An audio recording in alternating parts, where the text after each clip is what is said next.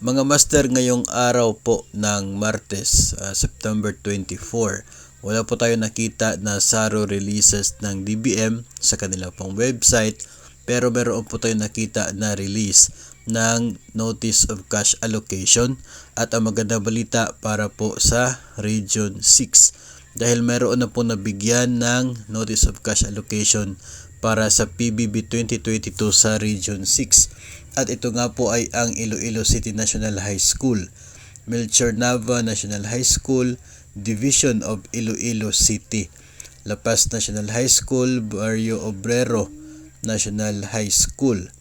Ito rin pong Ramon Avancenia National High School, Halandone Memorial National High School, at ito po mga nakikita po ninyo sa inyong screen.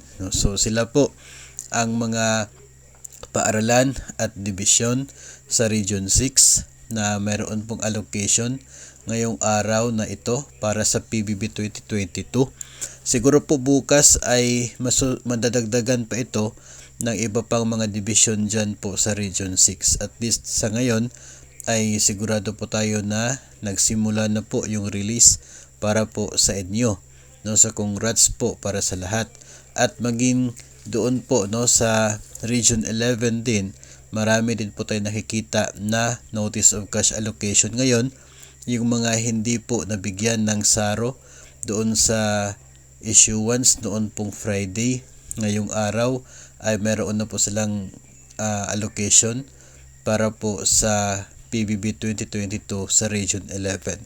So congrats sa lahat, at bukas hanggang sa Biyernes tuloy pa rin po ang ating pag-monitor sa releases ng DBM para po sa mga magagandang balita para sa mga government personnel related sa performance-based bonus sa taong 2022.